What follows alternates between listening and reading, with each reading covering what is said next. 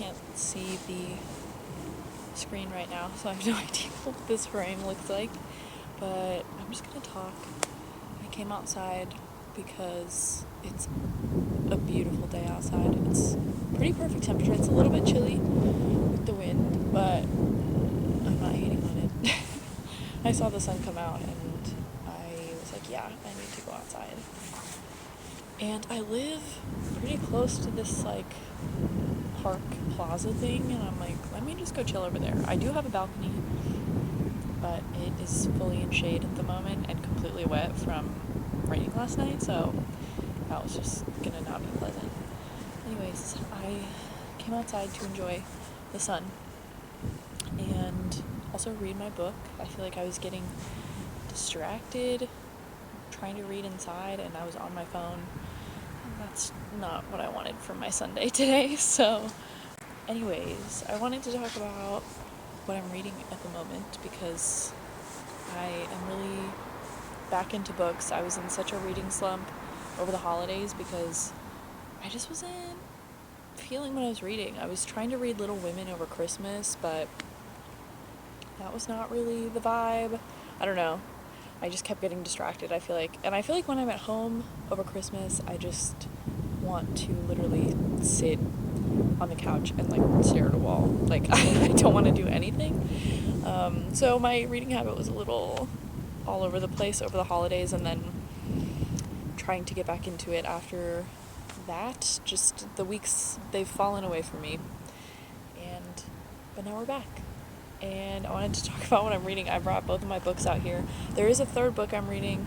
It's in the apartment, but that one is The Shock Doctrine by Naomi Klein, and that's a fantastic book. It's a little bit hard to read. It's a little bit dense. It's very heavily based on economics and economic theory, and it takes a little bit of brain power to read that one, but I highly recommend. It's very great, and I'm glad I started reading that. I brought this book out here to read, Braiding Sweetgrass. Everybody knows this freaking book, but for good reason. This book is so good, and I've technically been reading this book for like 6 months. I just kind of pick it up when I feel like I can handle it, honestly. This also makes me really sad. I've cried over this book already, but I'm determined to finish it. I would like to finish it this year. Hopefully in the next few weeks, to be honest. I'm a little bit more than halfway now, finally. It felt like I was stuck in the middle of this book for so long. And I love it. I love reading about nature. I need some of that. There's so much. This book is so sad. The way that she talks about kind of what we've lost and the way that we live now, not in tune with nature, kind of pretending that we don't belong in nature, that our bodies or our humanness is not part of a greater picture and a greater creation. But I feel like her words have so much hope despite that fact of life, that we just don't live in tune with nature. But something about the way she writes, and also the things she writes about, like, she obviously lives in a modern world. She has a job, she went to school, like, she also is very much in tune with the real world and technology and things, but she lists a lot of like smaller ways that we can, I guess, implement those things in our daily lives, and I really love that thought, and that's certainly what I try to do, but this is a good reminder, so I'm determined to finish this book in the next few weeks because it's been far too long. And it's going to be a favorite. I can already tell. This is a 5-star book, 5-star nonfiction book. Hold on, the bus. It's driving by. The other book I'm reading is on my Kindle, so I'm not even really going to hold this up because there's nothing to show you. But I'm reading... What am I reading? I'm reading A Cook's Store by Anthony Bourdain. And I just want to say, I'm having a great time with that book. I'm not even that far. I think I'm like 16% of the way through. 17% of the way through, a couple chapters in, but I'm loving this. I wanted to read Kitchen Confidential for a long time and just never got to it, and then this one was available at the library, like via ebook, and it honestly, the synopsis of that caught my attention a little bit more than Kitchen Confidential. I would like to read both at some point, but basically it's about Bourdain's travels all over the world in these really niche and very much once in a lifetime experiences, and the food he got to eat, the people he met, the very wacky and crazy experiences that he had traveling the world, and kind of the definitely the basis of his TV show, which I've actually never seen.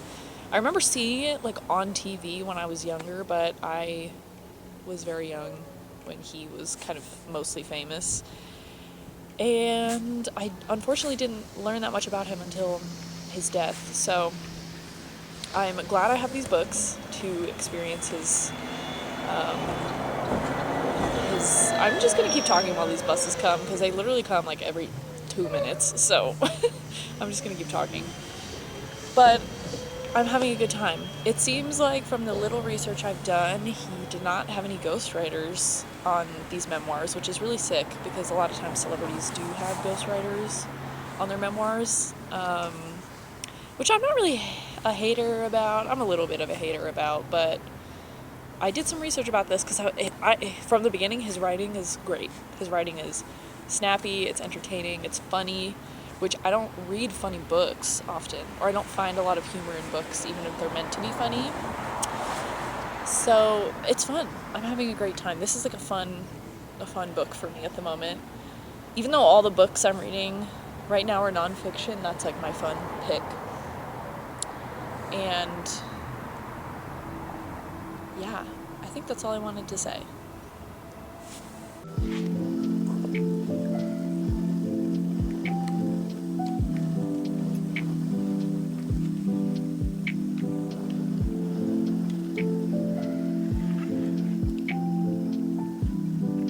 Well, my mama told me there'll be days like this.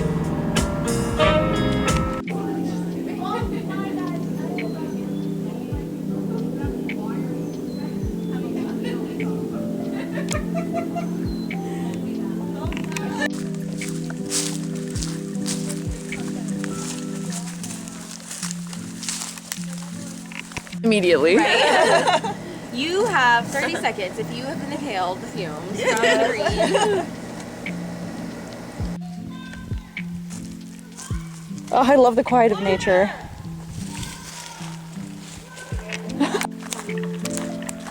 Yeah, this looks like a trail.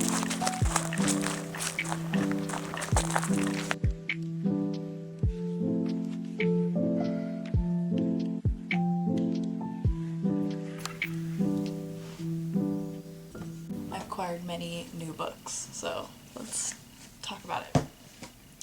I'm not usually somebody who buys a lot of books, or new books at that, just because I want to use my library, I want to read what I have, but at the beginning of this year I felt the need to kind of stock my library with exciting books, things that I wanted to read. Specifically fiction books. I feel like I don't own a lot of fiction books that I am really into and really excited to read. So that was the goal. So this is a combination of books from thrift books, used bookstores. I have 1 or 2 new books in here, but for the most part these are all secondhand, which is how I prefer to buy them. Let's start with the ones I've already read. These are 2, I think I have 2, actually 3 books here. These are not organized at all. Okay. 2, let's start here. So the first one I have here is Empire of Pain by Patrick Radden Keefe.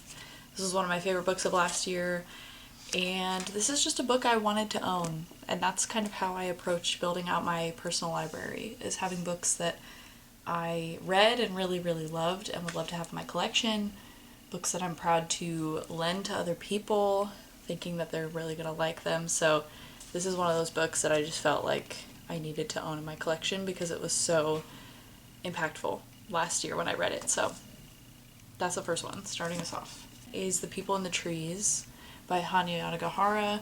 Once again, I've already read this book, but I actually prefer this book over A Little Life. I think that this is way darker and way more creepy and way more unsettling than A Little Life. And once again, just another fiction book I felt like I wanted to have in my collection to reread, because I have a feeling I'm going to reread this someday. So if you haven't read this yet, this is Honey Onagahara's first novel before A Little Life, and I recommend this over A Little Life, especially if you want something a little bit darker. This is definitely still in that realm of A Little Life, and you can definitely tell that she's written both of those books. I think they're pretty similar in writing style, so check it out if you liked A Little Life. I just wanted to have that book in my collection. And then the next book is Light Years by James Salter. I read this last year, and it wasn't a favorite of mine, but I feel like I need to reread it because people really love this book, and I just don't think I was like locked in when I read this. I was pretty distracted at the time. There's a lot happening, so I don't think I got the full effect from this book, but I saw this cover at Half Price Books, and it's really beautiful. So I picked it up. It was like $2 or $3, I think, and I was like, you know what? I'm gonna pick it up. I'm gonna reread this. I read it on my Kindle the first time, and I think that maybe had something to do with how I feel about this book. So I don't know. This beautiful cover, it makes me want to reread it. And there is another book I want to read by him, but I don't have that one, so maybe I can reread this before I read that one. But anyways, and there's also annotations in here. There's like some old post-it notes in here, which I love. That's like half the fun of finding used books. So yeah, Light Years by James Salter. And then the last one I have here that I think I've already read is The Book Smugglers by David Fishman. This is a book I listened to on audiobook last year, and this is super interesting. I feel like this is a pretty niche type of book. Essentially, this follows a group of, it's a nonfiction book, and it follows a group of Jewish academics, scholars who lived in the capital of Lithuania, and they created and successfully ran this smuggling ring under Nazi occupation and Soviet occupation. And so they smuggled out books and art and religious texts and all of the above in an effort to save not only Jewish culture and Jewish tradition, but also Lithuanian tradition. And in Lithuania, the book smugglers are celebrated with their own national holiday. There's statues all over the country. So my boyfriend is Lithuanian, so I wanted to familiarize myself more with that story. And there's been a couple groups of these people throughout history that have done this, but this seems to be like the definitive group of people that Lithuanians tend to credit with saving their language and their art and their history. So like I said, I listened to this on audiobook, but I would love to reread it physically, because also this edition has pictures, which is really awesome. So I would love to reread this, but this is a very well-written book, and I love like niche history narrative fictions like this. This is exactly the type of stuff I want to read, so I do recommend this book. And okay, so all the rest of these I haven't read, but I just found them and wanted to own them. So I guess I'll start with a little kind of collection. I picked up a few John Steinbeck's at McKay's bookstore in Nashville, which is a great store. I was there this past weekend, and I picked up 3 John Steinbeck's. I picked up The Pearl, which is one of the really cool vintage pocketbook sizes, which I love these, and the covers are really freaking cool. So picked up The Pearl. The Red Pony, it's also one of the kind of vintage pocket editions. And then Travels with Charlie. This is more of a classic Penguin copy, but it's still cool, and I love a travel memoir, and I love John Steinbeck, so I feel like this will be great. I don't know, I feel like small pocket-sized books like this are just so great for travel or getting out of a reading slump, so I'm glad to add these to my collection. I've kind of fallen in love with collecting these vintage pocket paperbacks, mass market paperbacks. And I have another one here. This is The Awakening by Kate Chopin. The front got torn when I tried to take the sticker off because for some reason they put it right on the front. But this is another small little mass market paperback. And this has been on my list for a while, but it's one of those books that I forgot I wanted to read until I saw it in the store, and it was like 90 cents or something, so I picked it up, and now it's in my collection. So, very excited about that one. I'm gonna kind of group these next few together because, like I said, I wanted to collect some fun fiction books, and I'm gonna show you those now, and then the rest of these are not so fun, I don't think. So let's go through the fun ones. The first fun one I have is Lonesome Dove, of course. Everybody's reading this, but I want to read it. I read my first Western in January. I read Butcher's Crossing by John Williams, and that was a great book.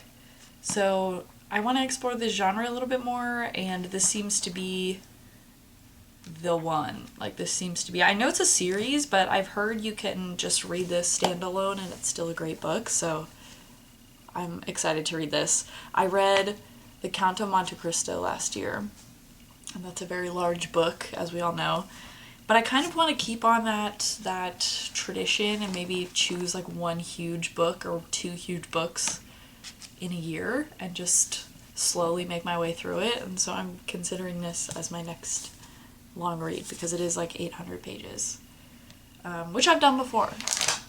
You know, A Little Life is that long. The Count of Monte Cristo is longer than that, so I can do it. I've done it before. So that's my first fun book. Second book is Cloud Atlas by David Mitchell. This is another book I've had on my list for so long. I found it. This was also at McKay's bookstore in Nashville. And this is like a sci-fi. I'm pretty sure this is considered sci-fi. The little blurb on the back doesn't really tell you too much about this book, but I'm excited about that. I don't know. That seems really cool. I used to really love sci-fi when I was in high school and kind of just getting into reading on my own. I really loved like Ray Bradbury and all those sorts of things, so I kind of want to, that's not really a genre I've pursued in my adult life. So, I don't know, this has been on my list for a minute, and I wanted this cover specifically, so I'm glad I found it, but excited about this. And I know there's a movie too. Oh, and it says it was a finalist for the Booker Prize. I did not know that. So yeah, sci-fi book, which is a new addition to my shelves. The next few are kind of like fun, almost like YA books. The first one is The Westing Game by Ellen Raskin. I don't know if this is actually considered a YA book, but it kind of feels like it is. This essentially follows, it's kind of like a mystery, almost Agatha Christie style, and essentially this wealthy millionaire dies and he invites 16 people together to read the will, but in order to inherit his fortune they have to solve some puzzles, I think, or like solve a scavenger hunt or something, and that sounds really fun. It's a very short book. I don't know, this seems like it would be a fun book to read in between nonfictions or in between longer books. So yeah, I don't know. I actually found out about this book through the game Tiny Bookshop that I play on my Nintendo Switch. I actually get a lot of book ideas from that game. So this was on that game, and it gives you a blurb, like a synopsis of what the book's about, and I added it to my TBR. I was like, that sounds really fun, so now I own it. So we'll get to that eventually. The next book is The Invisible Hour by Alice Hoffman. I don't read a ton of literary fiction, or at least not newer stuff. I feel like I tend to read stuff that was published like early 2000s and before that. This was published in 2023, so this is a fairly new book. I have read one Alice Hoffman book before that I really loved when I was younger, and I know she wrote Practical Magic, which I haven't ever read. But this blurb, this synopsis sounded way more interesting to me than Practical Magic, I think. Yeah, it's kind of got like a cult vibe. She lives in a cult in Western Massachusetts. And it's kind of, but it also connects to literature. It says that she connects to the book The Scarlet Letter by Nathaniel Hawthorne. I don't know. That seems really interesting. And this seems like it'll be easy to read. It's not a very long book at all. So, we've got Alice Hoffman in the chat. Next one I have is Garden Spells by Sarah Addison Allen. I've never heard of that author before, but this is like a magical realism type book. I've heard people compare this to Practical Magic. But it seems very centered on food because the main character is a caterer, I believe. Yes. And I love reading about food in books, nonfiction or fiction. So, once again, a fun fiction read, something maybe a little more YA. I have no idea if this is YA, but another fun one that I'm excited about. This one is really out of my comfort zone because I don't read fantasy or romantasy. It's just not my thing. I've tried before and it's not my thing. But I do have a fantasy book here. And this is The Bear and the Nightingale by Catherine Arden, another series. But I'm going to give the first book a try. I do like the idea of like a cozy fantasy type book. And this is set in winter and it's very much based on Russian folklore and folk tales, and I love that. So I want to give this one a try, and it takes place in Russia too. So I would love to save this for the winter time when I just want something. I feel like that's when my book slumps happen the most, is in the winter and around the holidays, because I'm so busy. I don't feel like getting into something super deep or super dense, so I want to have a book like this on my shelves to be able to read in the winter. So, very excited about this one. All these ones that are part of a series, I don't know if I'll continue on the series because I never really read continuous books like that, but I at least got the first book, so we're going to try it out. We'll see. And this is my next book that's in a series, and this is My Brilliant Friend by Elena Ferrante. Everybody knows this book. It's about damn time that I read this book. I've been meaning to for probably 3 years now. And I think this summer is the time. I think having the books physically makes such a difference. I feel like when all my books are just in my Goodreads TBR list, I just forget about them. And I only see the ones that have been added most recently. So I low-key forget about all the books that are in there that I want to read. So having them on my shelves physically, I feel like is going to help with that. So, My Brilliant Friend. I also meant to mention that for all these books, I feel like I have pretty high expectations for all these books, so that's why I purchased them instead of getting them from the library or something, because I see all these books being books that I would like to keep after I read them. So, and if I don't, I'll find something to do with them, but that's kind of why I picked these ones out of my entire TBR. So, My Brilliant Friend. The last little section here of books that I haven't read and that aren't necessarily fun books, but I want to have in my collection. So, we'll start with this one. This is A Place on Earth by Wendell Berry. Another one that was on my TBR that I completely forgot about until I saw it in the bookstore. And essentially it seems to be a nature-centered novel. This centers around Port William, Kentucky, and the farmlands and forests that surround it. This is a region that Mr. Berry knows intimately with both heart and mind.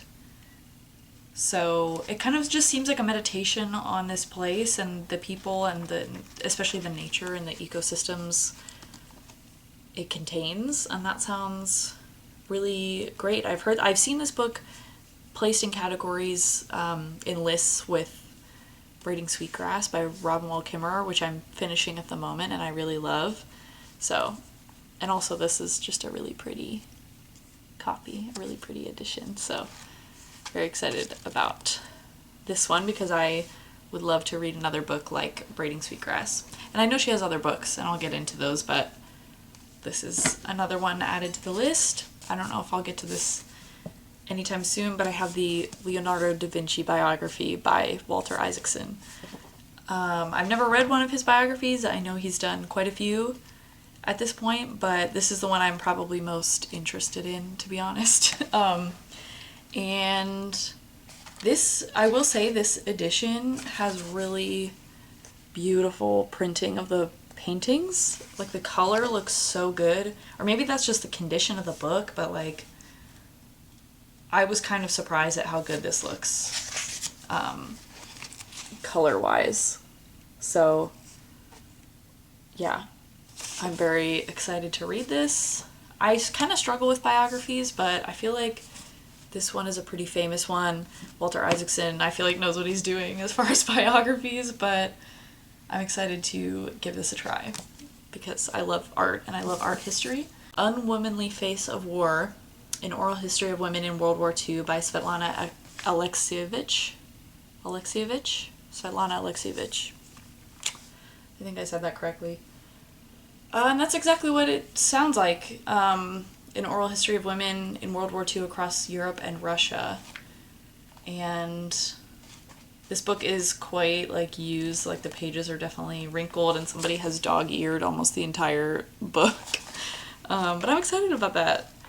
And yeah, I just love learning women's history. I love learning niche parts of history, which is also why I picked up this. I mean, these kind of go hand in hand for time period and what was going on, but I also love reading people's journals from trying times because it just feels like we're all connected in some way, and it feels like we're all fighting for the same things. And so, I don't know, I feel like this is something I really need to read at the moment.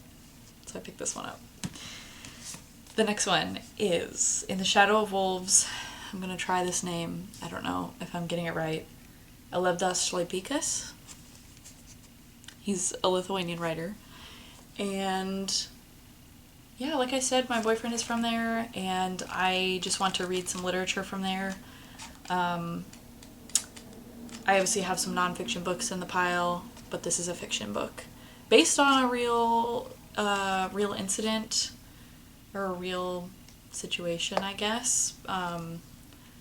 Essentially, it's a book about how children were often forced to cross the border into Lithuania from Russia during wartime to get food or to find work and make money.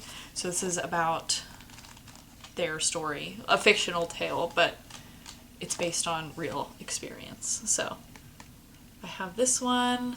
I'm very excited about that. This one seems to have won quite a few awards, which is really awesome. Also, the translator of this, Romas Kinka, is the translator of this book. I like to highlight that. So yeah. The next one, we have reading Lolita in Tehran by Azar Nafisi. A book, once again, it's been on my TBR for a million years. I feel like this is just something I need to read.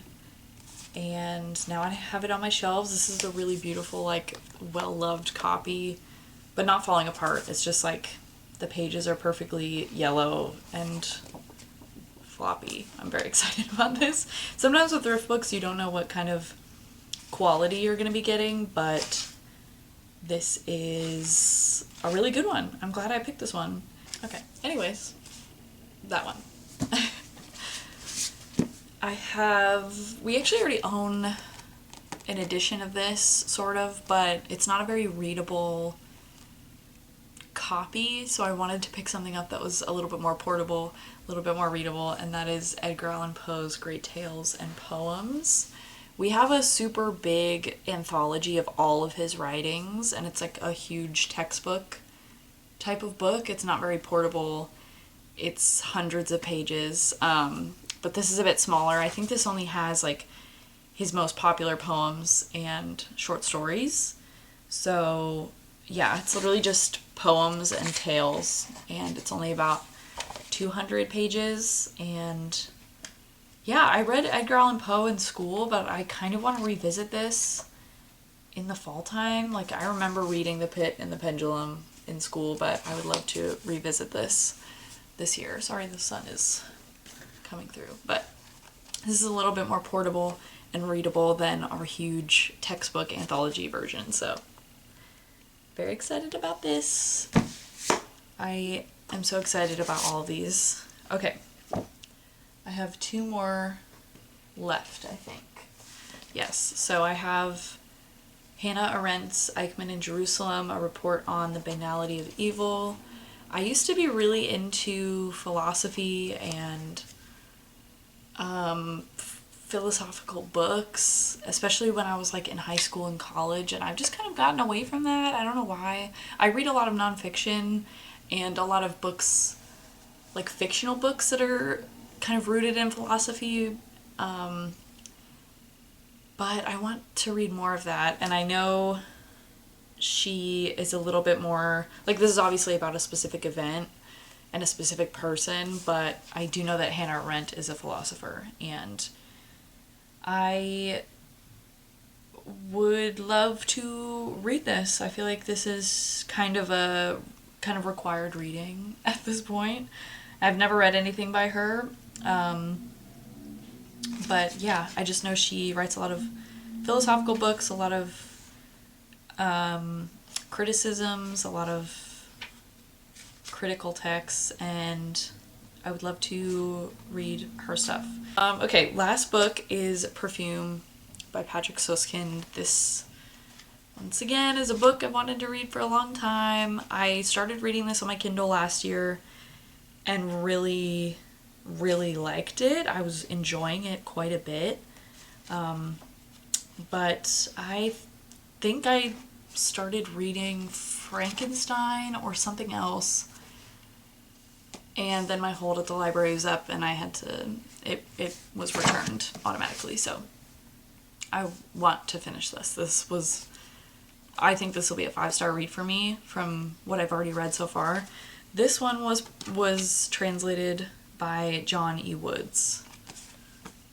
But, I also think Thrift Books gave me a brand new edition for this one, which is exciting. So, I'm very excited about all these books. I'm obviously going to keep using my library, and I'm reading a library book at the moment. This is just kind of like an attempt to stock my shelves for the rest of the year. And also just have books around me that I am excited about and have wanted to read for a long time. I feel like having them physically will motivate me to read. And I say that, I don't say that often because, like I said, I don't buy books that often, but I'm very excited about all these. So hopefully I get to a good amount of these this year, but I'm also not going to be hard on myself if I don't, because these are now part of my library, and I'm very excited about that. So those are all the books that I bought recently, and I hope you enjoyed that book haul, because I did too, and that's probably going to be the only book haul I do this year. I'm not gonna lie, this is gonna be it for a while, so hope you enjoyed.